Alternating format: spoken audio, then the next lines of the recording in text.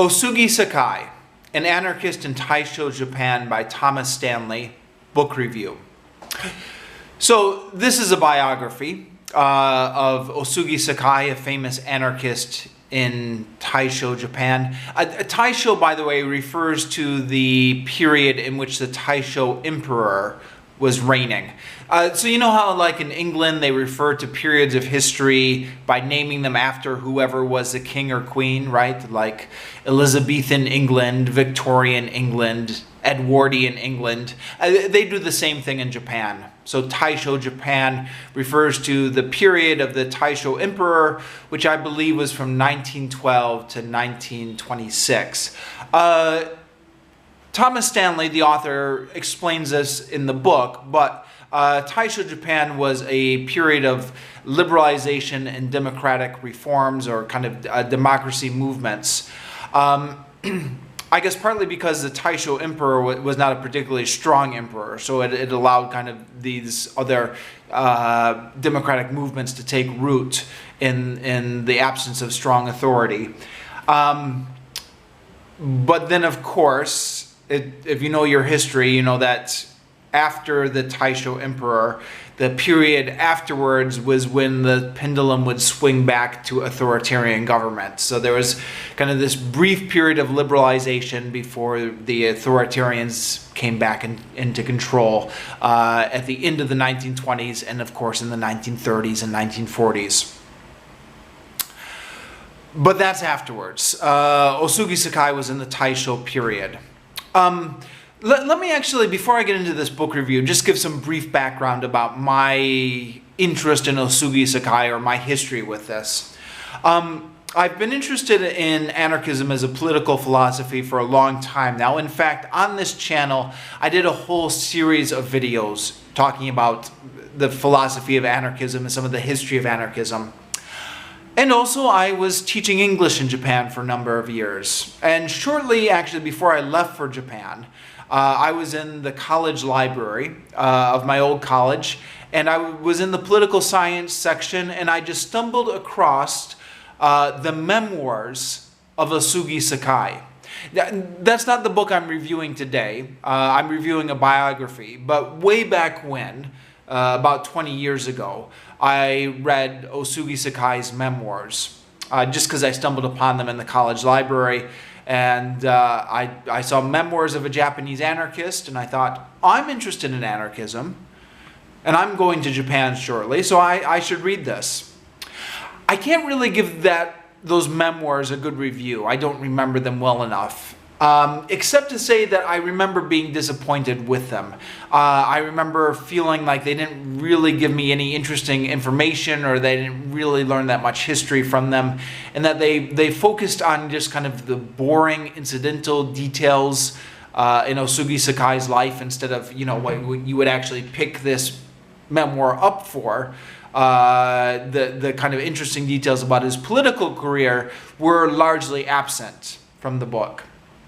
But anyway, after I arrived in Japan, I would get into a lot of conversations with Japanese people, in which they'd ask me, you know, what are you interested in? And I'd say, I'm interested in history. And they asked me, well, what do you know about Japanese history? And I actually did not know a lot of Japanese history right off the bat. My major had kind of been more in European history. I knew Japanese history in broad terms, like I knew the basic eras. But I didn't really know that many the names of historical Japanese people. I mean, if you think about it, most people don't, huh? They might know broadly about Japanese history, but how many actual Japanese historical figures do people know?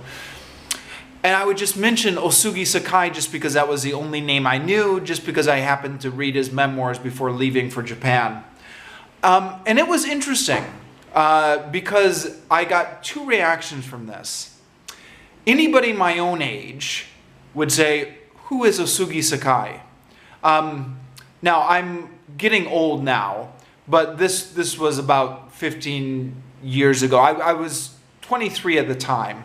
I'm 41 now. So what I mean to say is people who were my age at the time were 23.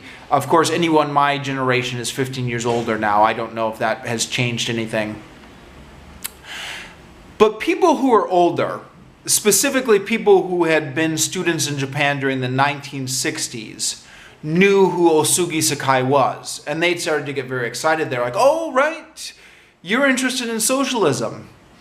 Now, Osugi Sakae died in 1923. So he had died before most people alive were born. He was outside of living memory. But I think, even though he had been dead for a long time by the 1960s, there was a current of radicalism in Japan's universities in the 1960s. This is something I've also talked about frequently before and done videos talking about the Japanese student movement in the 1960s. So I think Osugi Sakae became popular again with the 1960s generation. But then after that kind of wave of radicalism died away, people my age didn't have a clue who he was. Interestingly enough, though, when I was talking to older Japanese people about Osugi Sakae, they would always refer to him as a socialist. Initially, those conversations were taking place in English, because when I first arrived in Japan, I didn't speak any Japanese. Near the end, I wasn't actually conversational. I could actually talk a little bit about history and politics in Japanese, and even in Japanese, they would refer to him by the word socialist. Sakae Sugi. And I'm not sure what's going on there, because in anything you read about him in English, it always calls him an anarchist. So I don't know if this was just, I mean, who knows? It's always dangerous to make generalizations. Maybe I was just talking to the wrong people, or the handful of people I was talking to were just misinformed. Or I do get the impression sometimes that in the 1960s, the radicalism was dominated by socialists or communist-leaning factions. So there may have been a tendency just to kind of absorb all these other radicals into communist ideology. I noticed the same thing with Noam Chomsky. Sorry, this is another digression, but just quickly. I was talking to an older Japanese person who had been in the universities during the 1960s, during the big student protest wave in the 1960s in Japan's universities. And he was saying, yes, in the 1960s, many communists were popular with Japanese students, like Noam Chomsky. And I said, actually, Noam Chomsky is an anarchist. And he just refused to budge on this. He said, nope, he's a communist, he's a communist, he's a communist.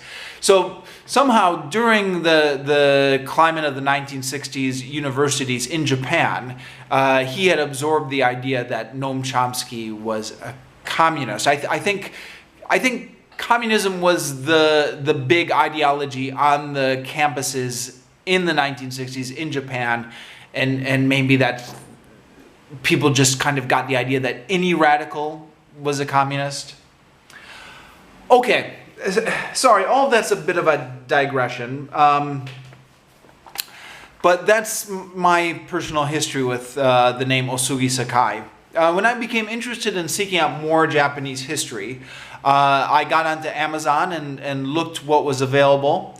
Ended up finding this biography, Osugi Sakae, an anarchist in Taisho, Japan, by Thomas Stanley. Yeah, it's a bit obscure. It's one of those kind of old, out-of-print books you find on Amazon, but I found it and ordered it. Interestingly enough, it turns out Thomas Stanley is the same person who translated the memoirs of Osugi Sakae that I had read way back when. And there is, jumping ahead of myself a little bit, in this book, the biography, Thomas Stanley does talk a little bit about Osugi Sakae's memoirs. And he says when Osugi Sakae was writing those memoirs, he was very careful. He didn't want to give away any information about any of his socialist comrades, because of the potential repression against radicals at that time. So he left out that's why the memoirs are so utterly uninteresting. He just left out any kind of details about anything political going on. Yeah, so there's that question answered. Anyways, this book gives a much more thorough picture of Osugi Sakai's life than I got from reading his memoirs. And through this book, you also get a glimpse into the early 20th century socialist movement in Japan. The book begins with Osugi Sakai's strict upbringing in a military family, and it traces his anti-authoritarian tendencies from childhood, from rebelling against his strict upbringing. The narrative then follows Osugi Sakae through his flirtations with socialism and his first arrest, which confirmed him into the socialist movement. In prison, Osugi became exposed to a number of socialist and anarchist literature and emerged from prison as a committed anarchist. Although Thomas Stanley contends that even though Osugi Sakae was well versed in anarchist theory and borrowed heavily from Kropotkin, Osugi Sakae was at heart an individualist first and a syndicalist second. Now, I talked about how Osugi Sakae was both a socialist and an anarchist. This is because anarchism historically comes out of the socialist tradition, and this was back in the 1910s when there was actually a working class anarchist movement. And in Japan especially, the anarchists and the socialists were involved in the same organizations, and the distinction between them was not very marked up until the Bolshevik Revolution. And then after the Bolshevik Revolution, there, as Thomas Stanley talks about in this book, then there did actually start to be a big split between the anarchists and the socialists, which I think is different than in Europe. In Europe, the anarchists and the socialists split off into different groups all the way back in 1871. But in, I think, Asia, that split happened later. And I think in a lot of countries, that split did not happen until after the Bolshevik Revolution. I think maybe China and Korea are similar. After the Russian Revolution, Thomas Stanley devotes a whole chapter in his book to the anarchist and Bolshevik split in Japan. Many former anarchists ended up siding with the Bolsheviks. And Osugi Sakae himself flirted with this. He initially supported the Bolshevik Revolution. Osugi Sakae later became disillusioned with the Bolsheviks after experiencing the authoritarian style of the Comintern. And after reading reports about the Russian Revolution by Russo-American anarchists like Emma Goldman and Alexander Berkman. And Osugi Sakae was a big fan of Emma Goldman. Now, this biography, only about half of it is actual biography in the terms of talking about the events that happened to Osugi Sakae, or what he did, the narrative of his life. The other half of it is exploring his philosophy and his political evolution. Now, me personally, I've always had a preference more for historical narrative more than philosophy. So I really found the narrative parts of this book interesting, and I didn't find the philosophical parts as interesting. Although, you can't expect to read a biography of a political theorist and not get into some of the philosophy. But, yeah, that being said, the philosophical sections of this book are dry. And they're drier than they need to be. I could have been written in a more engaging style. But again, to be fair, I did kind of seek out on Amazon this kind of obscure academic book written by Thomas Stanley, who's an academic, So what did I expect, I guess? You get what you expect you're going to get. However, leaving aside the more kind of dry sections on theory, the narrative sections of this book were really interesting. Osugi Sakae had a fascinating life, and that's all in this book, including his experiments with free love. Osugi Sakae had this rather interesting events in his life. He was, the anarchist communities at the time were preaching free love, or some of them were, and Osugi Sakae was actively practicing free love, but that got him into this Sopra-like situation where he was having a love affair with two different women at the same time, and one of them got jealous and ended up stabbing him with a knife in a very highly publicized scandal, which at the time resulted in Osugi Sakae being ostracized by the socialist movement for, scandalizing the movement. And that ostracism lasted until the end of his life. So these kind of things, it's not really highbrow. It's more kind of a tabloid scandal as history, but it's interesting. I mean, who among us doesn't like reading some tabloid scandals every now and again? And that's all part of this history. Osugi Sakae's end was tragic. He was murdered in 1923 after the Tokyo earthquake, along with a handful of other socialist leaders and labor leaders. So in 1923, Tokyo was hit by this huge earthquake, which is in itself a big landmark event in Japanese history, but that's a different topic for another day. I guess the point for now is this huge earthquake just completely destabilized Tokyo. It was lawless for several days while it was recovering from the devastation of the earthquake. And in that lawlessness, a bunch of overzealous policemen got together and assassinated a bunch of socialists and labor leaders. Now, Thomas Stanley makes a point very clearly in his biography that this was not government policy. This was a bunch of overzealous policemen who weren't being supervised at the time and did this on their own initiative.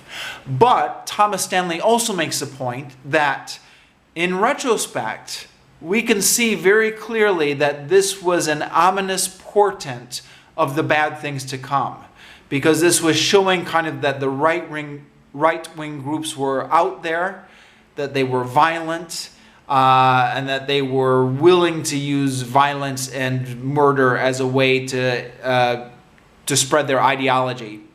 And this is going to come full into effect from 1925, when right-wing groups start to rise in power in Japan. So it's an ominous end to the end of the book. And of course, we all know where the rest of that history is going. So all in all, I recommend this with caution. Parts of it are a little bit dry. But if you're interested in the subject material, if you're interested in the history of Japan, or if you're interested in the history of anarchism, or especially if you're interested in the history of anarchism in Japan, then definitely check this one out. If not, maybe treat it with caution.